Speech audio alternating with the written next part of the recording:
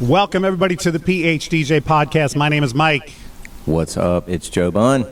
Joe, we have two very special guests with us this week. I'm super excited. From DJ Life magazine. Do I have that correct? Correct. Yes. Shawn, Hazan, and Jim Tremayne. Welcome to the PHDJ podcast. Thank you, gentlemen. Crowd very goes much crazy. For being on. Before we get to the meat of the show, I have to just ask Jim a personal question. How did you enjoy the day at the ballpark yesterday, Jim? Well, yesterday was a day at the ballpark, indeed. Jim is a huge Braves fan, which the guy's coming off a world championship, so Yep. you know anything is fine for him. But were you there for both games?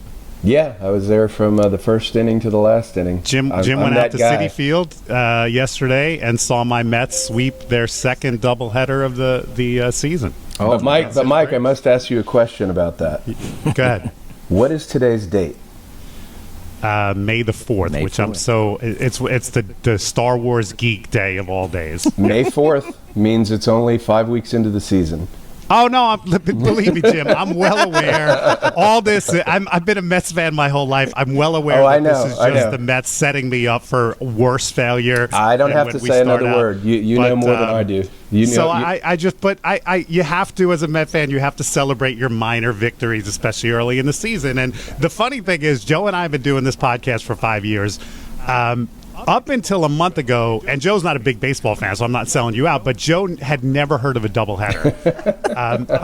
They don't play those in basketball, right? A few weeks ago, I was happy. The same I day? was happy because the Mets won a doubleheader on my birthday, and Joe was like, "What? Tell me what you mean by this doubleheader." And 9 innings, both games. Yeah, so. Yeah, well, 8.5. Yeah, exactly. Right. In this situation, but yeah. So anyway, I knew you stayed for the entire. Yeah, I'm just that guy. But I did see them win Monday night, so hopefully we'll pull out the split this afternoon. Fingers crossed. And the second game, 2 hours and 18 I know. minutes. I was shocked. That was incredible. I go to way too many Yankee games, and they last 3.5 hours, and so it was actually, despite the results, it was a lot of fun at the old ballpark yesterday. Good. Or the new ballpark. Joe's like, when does basketball season start again? Exactly. Yeah. Yeah. The Tar Heels going to run it back in basketball this year. Right. That's all I care about. Yeah, I get it. And I did watch your run. That was a hell of a run. What a run, man. Wow, that was fun. Okay. We want to talk about the Expo today in particular. And I've never heard this story as somebody that's been going, I don't know, 12 years, 15 years, maybe longer.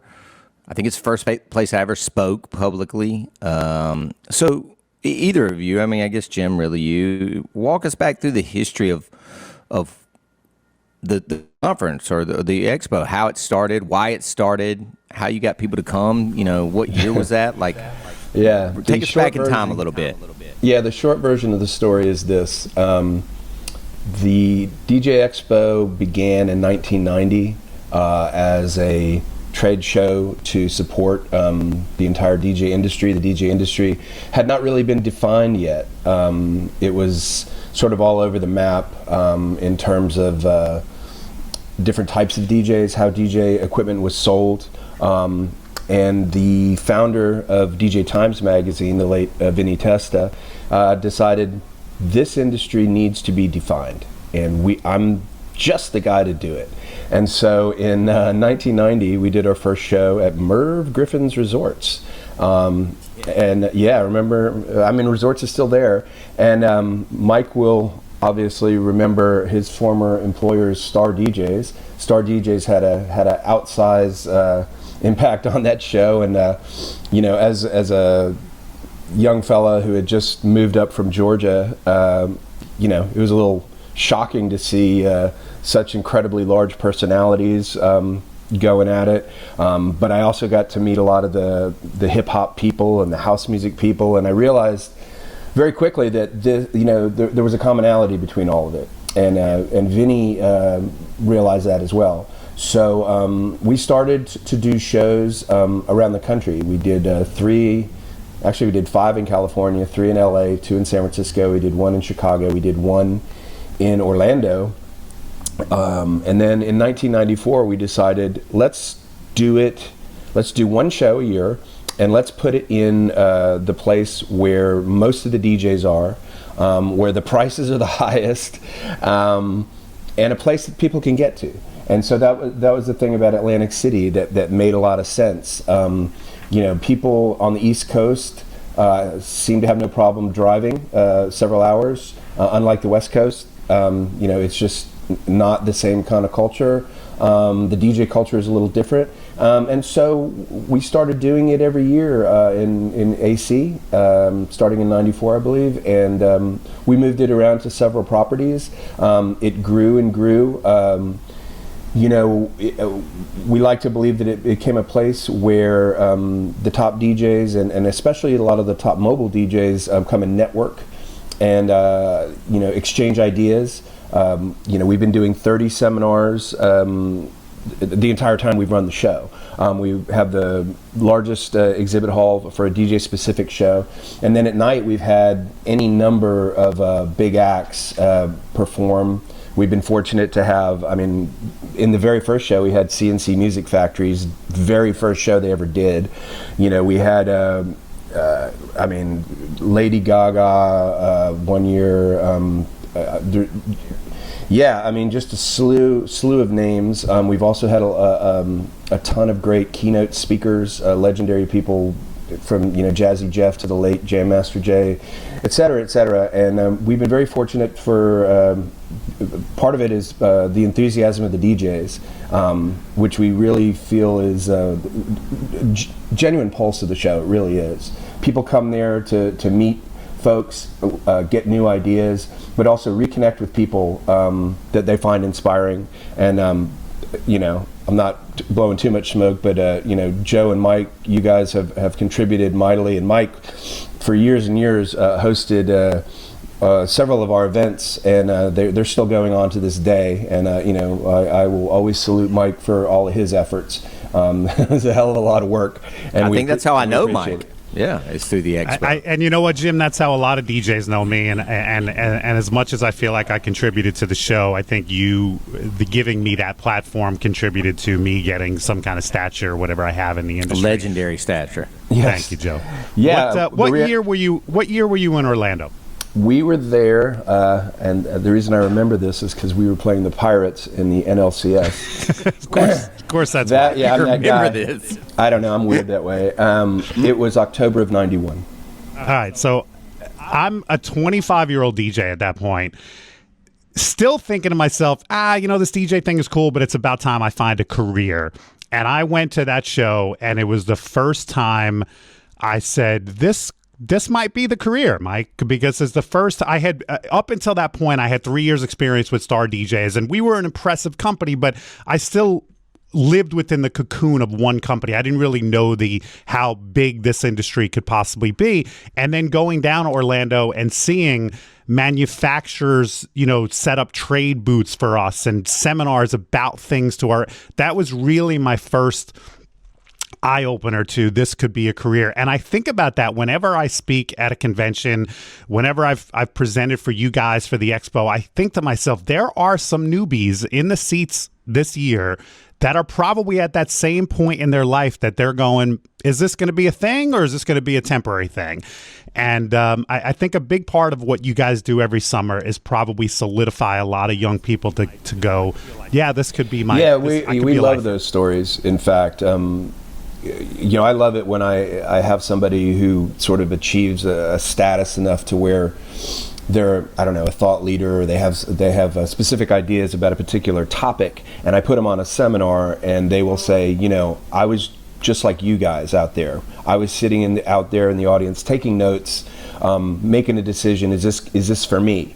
And some people, they follow their dreams in a lot of different ways. Some of them are hooked on the performance. Some of them realize, I'm pretty good at this business thing, or I'm a booking guy, or there's a million different angles there. But if you can find your lane and define it for yourself, it's all you. And Mike and Joe are two great examples of that. So Shawn, let's bring you into this. Your background is more in in producing shows. Event production and integrated media. Yeah, in the lifestyle space. Done that for about 30 years now. Okay. So I've actually had familiarity with what was Testa Communications and DJ Expo at the time, and DJ Times, and their other magazines. When I was kind of coming out of college 30 years back, over the years being in the industry of events in the lifestyle space, I've always touched back to Testa and Vinny at the time, Robin at the time, and talked about how to evolve the experience. As that had gone on, Robin and I had spent more time over the last 5 years talking about, how the show landscape is navigating and what's happened. Shows started from magazines, essentially. Show production companies got rid of magazines for the dollars and dimes trade-off, wound up having events, and fast-tracking that story kind of lost their content. And as a result, you have an event that was on an autopilot experience in many, many industries. So over the years, Robin and I have talked about how to navigate and how to expand the experience of DJ Expo. And last year, we created a partnership to take over that business and to evolve it even further. And been blessed to be able to watch, just like I did in the beginning of this podcast, and listen to Jim's stories, which I'm enamored by all the time, and watching the community come together like we did in last August. And Jim and Mike and Joe, you just guys nodded with a smile on something that was said, and that is inspiring people, right? And looking around the room and being able to say, I was there once, or wow, I found a place to go. And those two sides of the pendulum, I think, are in part a responsibility of an event producer and a media. And so you kind of queued up the next question. This summer, DJ Expo is being rebranded to DJX. And I hope, as somebody who's going to be on the microphone a lot this summer, you give me some leeway if I missed that a few times, because 20 plus years of saying DJ Expo, I might let a DJ Expo slip. We're in the same boat. DJX, but I do it all the time. I know, Jim. And hopefully I just get to the DJX, and then stop. But tell us what that's going to entail, Shawn and Jim. What does the rebranding look like, and what differences are we going to see and feel? Well, I think first understanding why it's rebranded. It's perfect that it's still slip over DJ Expo, because we're not forgetting where we came from. There's a legacy there and a beautiful beginning. And I think it's just about being kind of more culturally relevant as the market's evolved and technology has evolved. 5 years ago, you guys weren't doing this, right? And now you're able to. And so what I think we're looking to go a little bit more, modernized or digitized, or, the revamp of our websites were part of it. The analytics that we have now installed to be able to provide information to the industry on either the magazine or the website for both shows, both magazine and show, and then the on-site experience. So I think what makes us truly integrated is the ways we can deliver information. And so, coming from a content organization, DJ Expo, which produced a lot of it, it's okay we slip up over it. We don't want to forget the legacy. We want to kind of uphold it as we go forward. So DJ Expo, DJX, the rebranding of it is about inclusivity. It's about the experience. The X is a really dramatic letter in the alphabet. It's an old school marketing approach where it represents a lot of things. Mike, I sent you a video last night. Joe, I'm sorry I didn't forward it over, but it'll head your way, to talk about what we believe the future is. And I think part of it is paying attention to things that we've not always done, because as a publishing company, you're pushing out magazines every month, and we have an event annually. Our goal is by integrating our business more and having two sibling properties that talk to each other, it allows us to look at things at a broader level, not to forget where we came from by any means, but to enhance the experience of what's been in the past. And whether that's at the educational front, whether that is the on-floor experience, whether it's engaging the dealer community differently, or being more inclusive in terms of the, not more inclusive, but making sure that there's an inclusivity to the genres or the cultures that come to the market. We hope that we'll, even moving the show to the Hard Rock last year and digitizing that experience, different than the old vinyl banners that you see, right? Our goal here is to enhance visually and connect emotionally to different needs. Your needs have changed. There should be a spot on the floor where you can sit down and relax for a little bit. You haven't seen Mike in a long time. Joe, why don't you guys play a game of foosball for a minute and catch up? And so there are things that we can do on the show floor to make, I think, that experience more engaging for the attendee that comes. Hey there. Sorry to interrupt this awesome podcast, but I wanted to read a review for you that I received recently. Let me see if I can find it. I get so many. Oh, here it is. Mike and his crew went so far above and beyond what my wife and I ever could have imagined for our wedding. The whole process from start to finish was professional, engaging, and fun. And then this client writes, the event planner is awesome and allows you so much time and flexibility in planning your event. That's the type of feedback we get all the time. A, how awesome we are. B, how helpful and cool our online planner is. And while it looks like we have this super cool online planner, it's just DJ Event Planner branded for us. So if you're not using DJ Event Planner, besides missing out on the most powerful CRM sales tools available to our industry, you are missing out on this type of feedback from your clients. Let the great planning tools available from DJ EP blow them away before their event, then you blow them away at the event. That's a winning formula. Head to djeventplanner.com right now and start your free 30-day trial. Go ahead, Joe and I will wait for you. It was a killer move. I guarantee if you go back and listen to that podcast the day after or the week after that Mike and I recorded, I distinctly remember singing the praises of moving it to the Hard Rock, amongst other things that we enjoyed at the show. And I know I'll be back. Mike will be back. Just a quick sidebar. I don't think there's a better location for a DJ show. The Hard Rock is so steeped in music naturally anyway. Correct. That we just kind of slide in perfectly, as opposed to, here's a hotel and it happens to have a DJ show. Yeah. Or a convention center. Yeah. Right. Exactly. True. Right. Yeah. And you can play music and shoot off fog and be ridiculous like DJs are.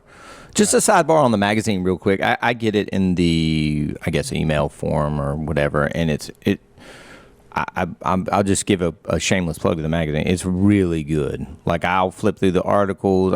I'll scroll through and see what I want to read about, and what's more applicable to the DJs that I know and follow, versus more of the EDM and house guys. And the magazine's excellent. So if you're not getting that, it's DJLifeMag.com. Yep. Right. So there's daily content that's on the site, and then the Digizine is available about every 6-7 weeks. And, including a recent article from you know who. Ooh. That's right. Yeah. Yes. I got my Mike first, Walter, DJ Life contributor. Exactly. Wow. And look to the website. Mike's going to be doing things every month for us. We're very excited about working with Mike, and getting back to what we had mentioned before about getting people on seminars and whatnot.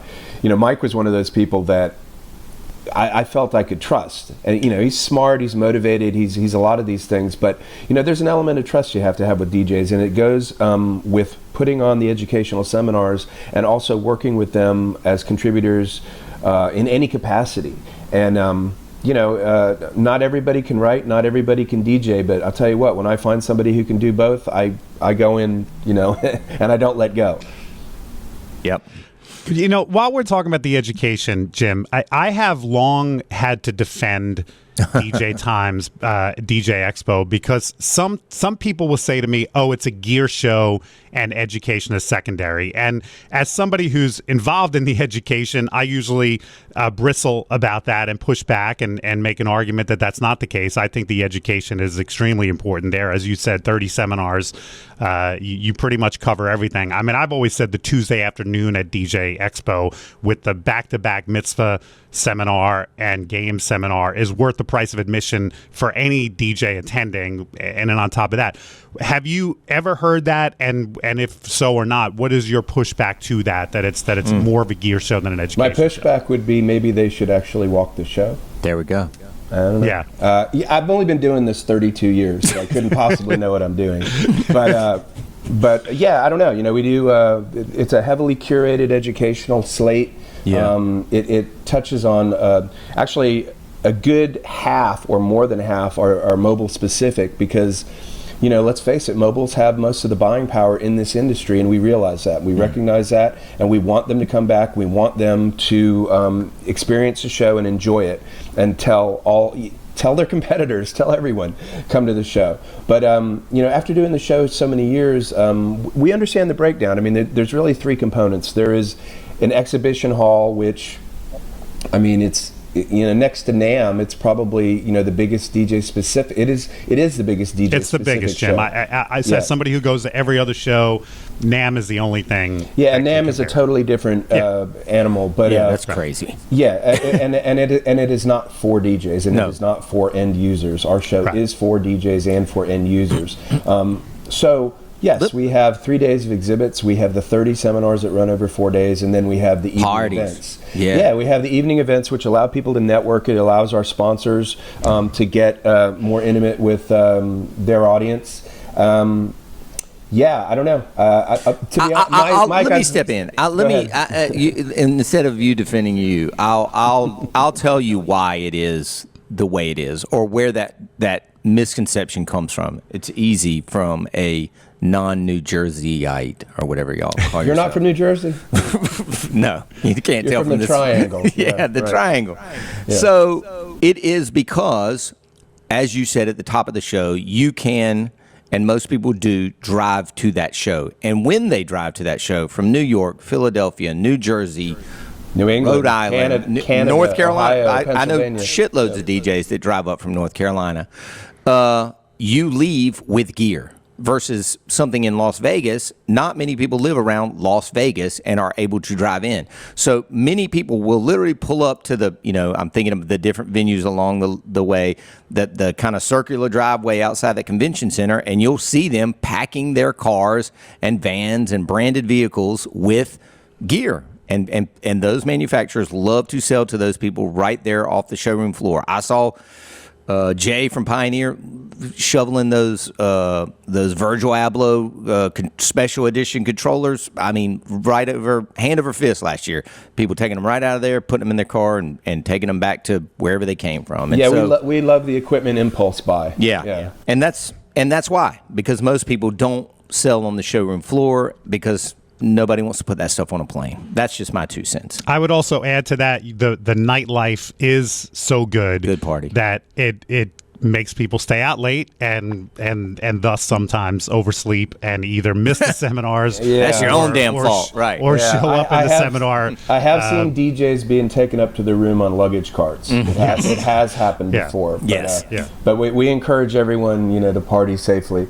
But that's actually a good segue, because this year there's a few things that will be going on in our After Dark series that we can't announce just yet. But very, very soon, probably within about 10 days. I was hoping we'd get something hot here, Jim. I was hoping you'd give us a little nugget. I will tell you this. I can give you the outline. Give us something. I'll give you something. Give us initials. So there is a promoter in Atlantic City who is going to be doing a major festival and club event that is going to run through the weekend previous to DJ Expo, and it's going to run into DJ Expo. And some of their talent is the biggest DJs in the world, and some of America's biggest DJs will be playing there, and we will have an opening party with one of them. And we will announce that soon. There's a lot of P's and Q's going on. But in addition, believe me, it's going to be cool. It's going to be fun. And we'll be able to get a keynote out of it and so forth. But additionally, we will probably have more events this year because we have more sponsors, we have more venues. We got a lot of balls juggling up in the air right now. In fact, Shawn and I have been down to Atlantic City, I think 3 times in the last couple months.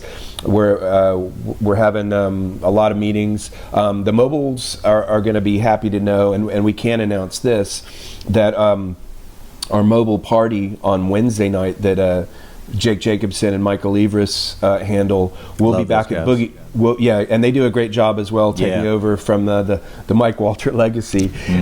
We will be back at Boogie Nights at the Trop on Wednesday night, and RCF is going to be giving away product. That was something that was recently locked down, and the Boogie Nights people have been incredible to deal with. Anybody who's been to that venue knows how much fun it is.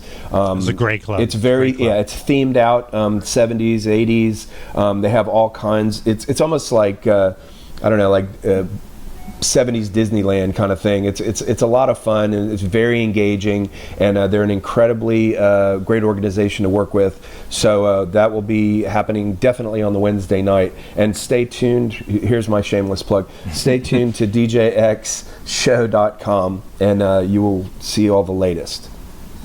Well, to add to that, the Boogie Nights thing, right? To the Boogie Nights thing, and what you guys were talking about before when it comes to education and nightlife and the show floor, it just goes to show that's our ecosystem, right? And it's also the ecosystem of the business. So it's not a focus on one area; it's the expansion, as we started the conversation, on enhancing all of those areas. And Jim just laid some of that out.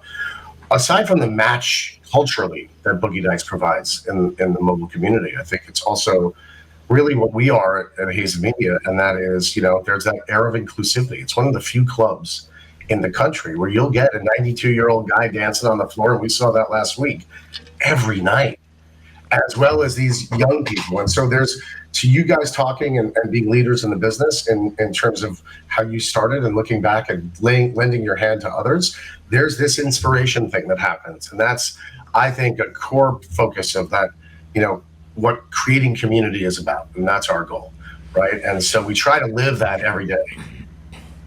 Super excited, man. I really am. And again, Jim just mentioned it, but it's DJX, the letter X, show.com. We're recording this early May, so you got about 3 months, but go ahead and get your tickets. I'm assuming, Jim or Shawn, the prices go up. The room block definitely sold out last year, so stop playing around and just go ahead and get a ticket. Honestly, Mike's going to be there. I'm going to be there. It was a ton of fun last year. I had a blast, and I try and make it a goal of mine every summer to get there. So yeah, and if you haven't been to the Hard Rock, it is an experience. It's a bunch of very, fun. very cool. Everywhere you turn stay around.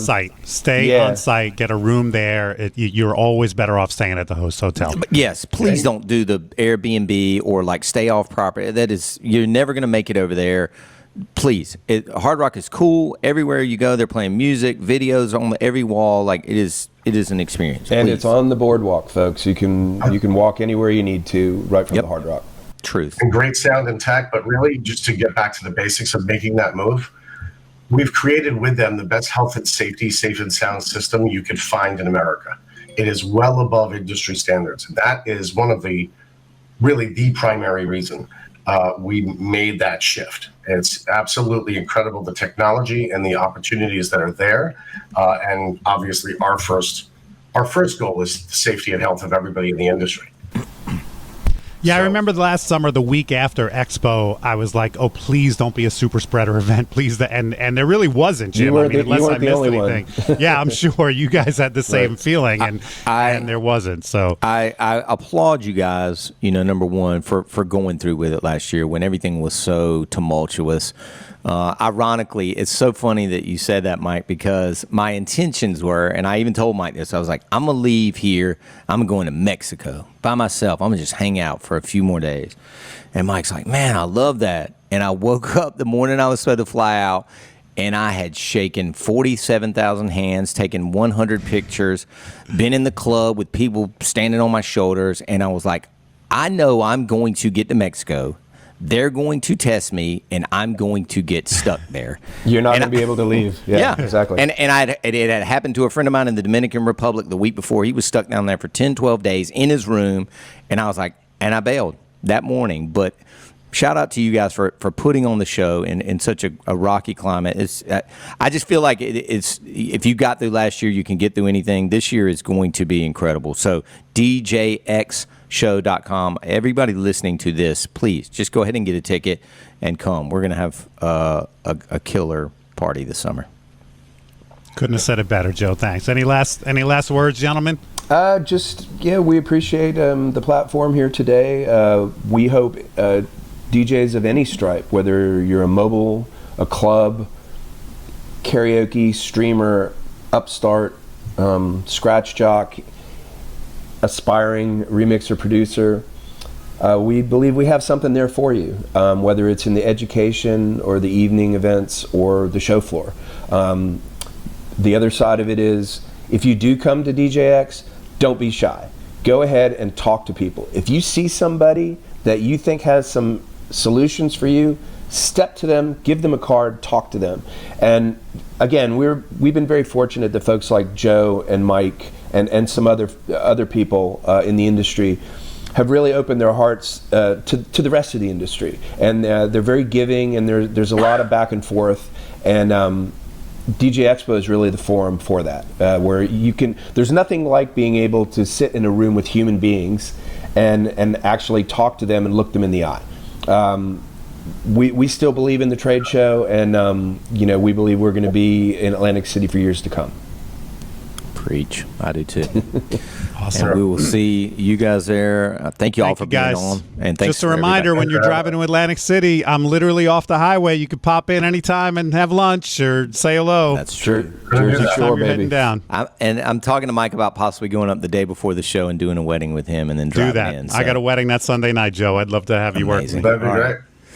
Thank you guys again for being on. Thanks everybody for listening. Mike, you want to tease next episode? Yeah, next week we have a great topic, onboarding new DJs we're going to be talking about. So tune in next week as Joe and I talk about that. Sounds good. Thanks everybody.